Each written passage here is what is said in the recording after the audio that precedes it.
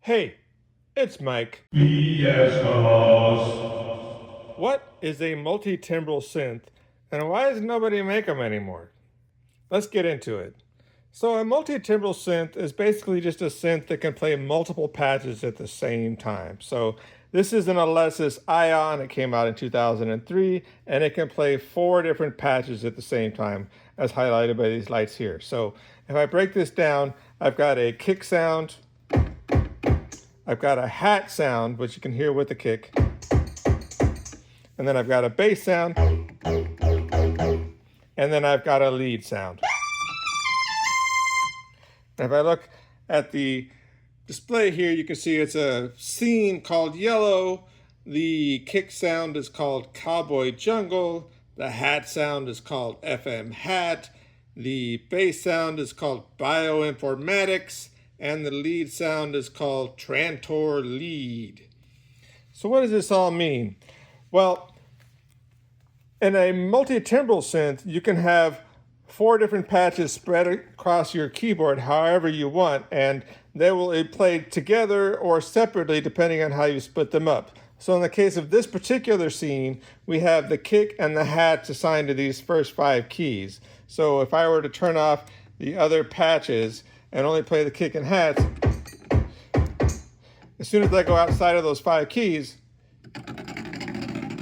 there's no sound played because the first 2 patches, the kick and the hat, are only assigned to these 5 keys. If I go and turn on the bass sound, it is assigned to these middle keys, but it doesn't go past this, and there's nothing here. So if I turn on the last one, the lead keys, that gets all my sounds together. So I'm trying to make basically a whole kit together. So down here on this first 5 keys, I've got the kick and the hat.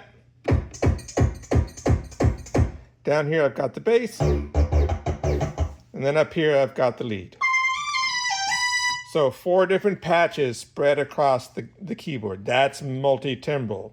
So this particular synthesizer supports 8 voices. So think of that as being like you have a chorus of 8 singers inside of your synthesizer, and any one of them can only be doing one job at a time, singing one part at a time.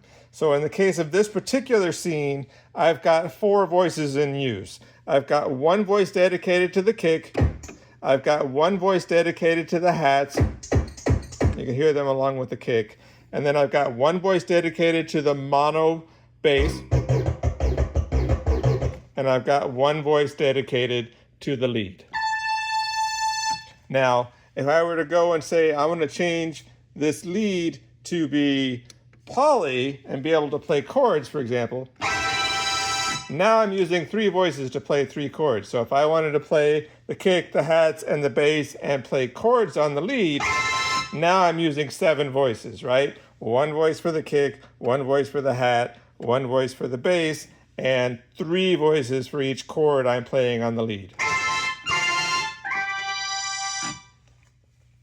But this particular lead is designed to be mono, so let's go over the individual parts. So if I go to the kick and turn off everything else and turn off the ARP, this is what the kick sounds like.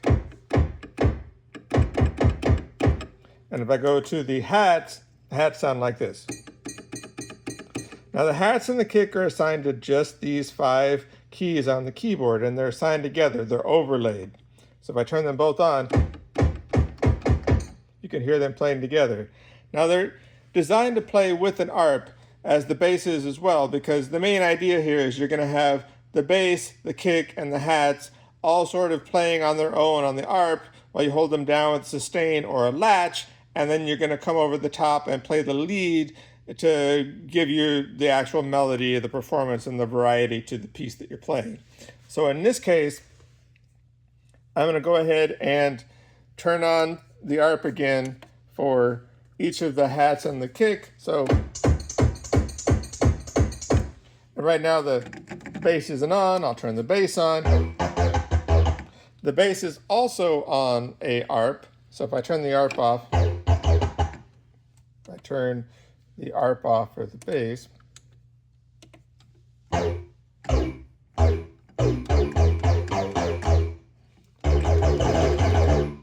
So it's only playing one note at a time. And then I turn the art back on. So I put that all together. I'm going to go ahead and put down the sustain pedal, so that's basically latching. I'm going to start the kick in the hat, add a ARP for the chord for the bass,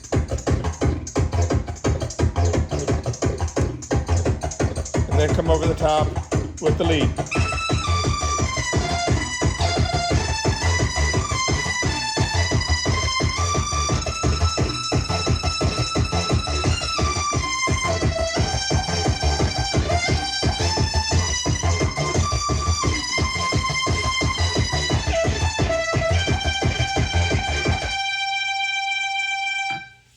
And that's the general idea. So that's how a multi-timbral synth works. You have multiple patches that can be playing at the same time, and they're using up your voices. So this is an 8-voice synth, and you can have the voices assigned across these patches how you want. In this case, I've got one voice for the kick, one voice for the patch, one voice for the hats, one voice for the bass, and then one voice for the lead up here. And that's how you do it. Modern synths are a little bit different, right? They're really focused on creating one very rich sound, so they want to have all their oscillators and all of their voices dedicated towards making a rich sound, and you will have multiple hardware sources or software sources feeding into your DAW or your music production software, and you don't really see the value of having, kind of like a chintzy kick, right? Or a weak sort of synth hat, when you can get something much better from your sample kit or from your advanced synths on your other hardware. So the idea of having a multi-timbral synth isn't really valuable anymore these days because they don't contribute a lot to modern music production. But they are still pretty fun for just jamming around, right? So if I turn everything on,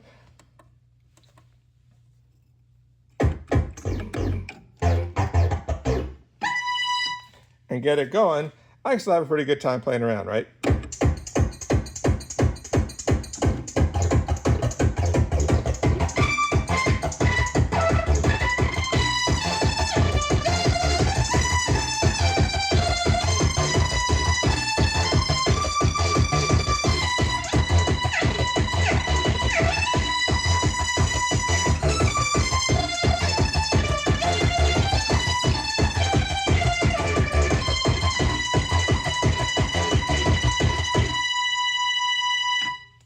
And there you have it. So that's the difference between a multi-timbral synth and what you would find on most modern synths, which are mono-timbral. And that's the idea, is that you can play multiple patches at the same time, spread however you want across the keyboard, and get a whole jam going with different parts playing at the same time. Your kick, your hats, your bass, and your lead all going at the same time.